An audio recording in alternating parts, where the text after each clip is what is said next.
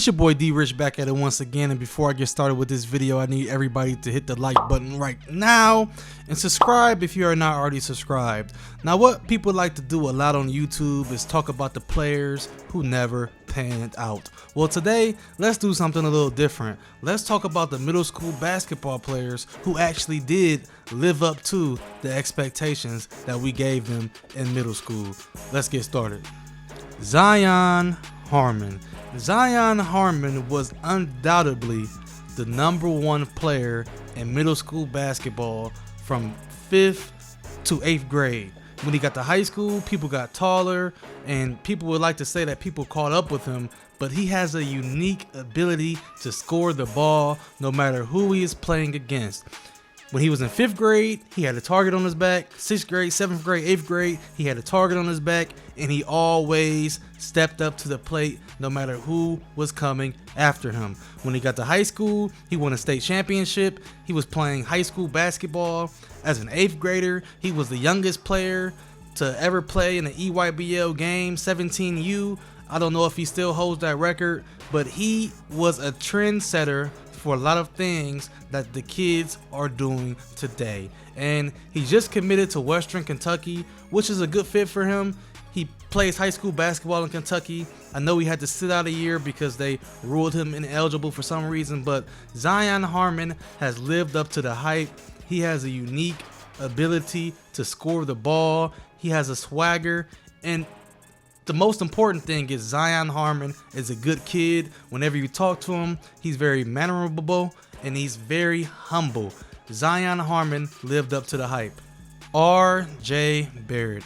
R.J. Barrett is another player who was ranked #1 in middle school, and when he got to high school, he was ranked #1 on every major recruiting platform. ESPN, Rivals, and 24/7 all had him ranked as the #1 prospect in the country. He also dropped 38 points on the USA basketball team playing for the Canada national team, because you guys do know he's from Canada, and if you don't know, now you know. He dropped 38 and got the dub when he was a senior on his way to college. R.J. Barrett is the truth, and he now plays for the New York Knicks, and I'm very anxious to see what he does next year in his second year in the league.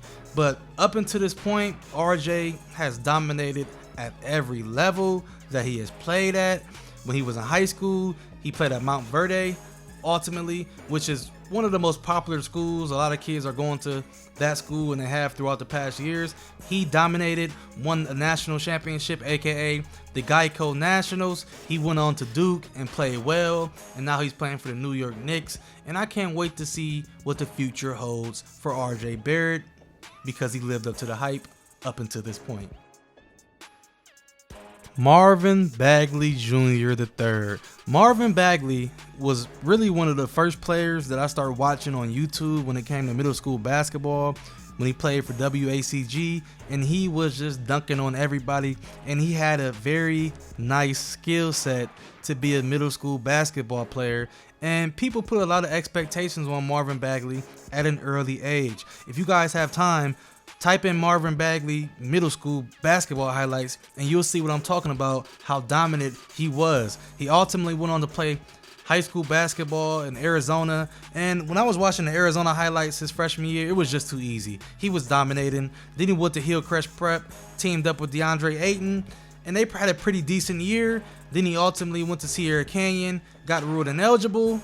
Then he played the next year, reclassed up again, went to Duke, dominated at Duke, ultimately became the #2 pick in the NBA draft, and now he plays for the Sacramento Kings. Marvin Begley Jr. has lived up to the hype.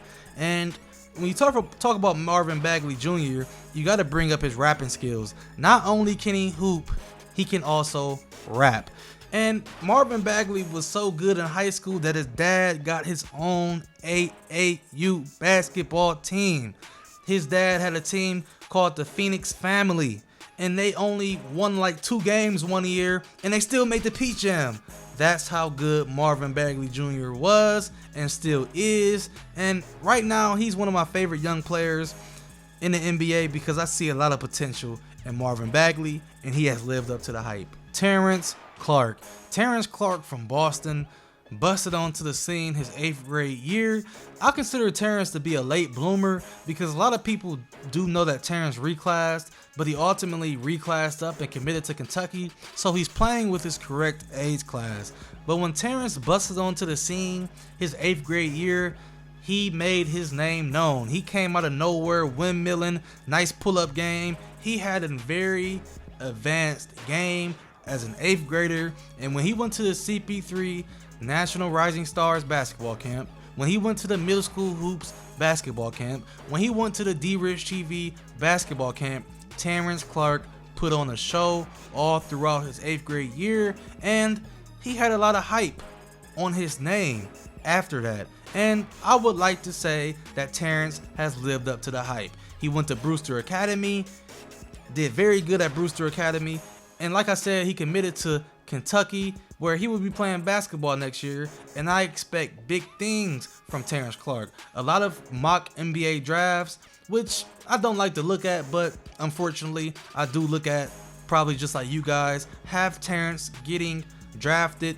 after his first year of college, and I would like to think that Terrence is a one and done, but for me, Terrence has lived up to the hype, and I expect big things from Terrence at Kentucky. Imani Bates. Yes, you know Imani Bates had to be put on this list because ever since he was in the 6th grade, he was labeled Baby KD, and he has beyond passed that hype that people put on him when he was in middle school. Imani Bates busted onto the scene out of nowhere when he was in the 6th grade, and a lot of people like to credit me for finding Imani Bates, but I will always say this: Imani Bates found me because he came to the gym, he put on a show, and after that, the rest is history. Imani Bates is the only sophomore to ever win Gatorade National Basketball Player of the Year, and people like to compare him to KD because of his build and his skill set, and I would like to say that he is a spitting image of KD, but when things are all said and done, Imani Bates will have made a name for himself, and I think that he will go down in history as one of the best basketball players to ever touch a basketball, because that's what I see in this kid. So Imani Bates has beyond past the hype. I'm not really going to talk about him because I talk about him a lot on my channel, so if you guys want to see something about Imani Bates, just type in Imani Bates D-Rich TV, and you will see a lot of videos about me talking about Imani Bates. I really don't have too much to say about him because the kid's the truth. But anyways, these are the top players in middle school to live up to the hype, part 1. Let me know if you guys want part 2. A lot of people like to talk about players who didn't live up to the hype. I just wanted to do something different and talk about the players who did. Be sure to subscribe, like the video because you know it was fire, and follow me on all social media platforms at D-Rich TV. I'm out.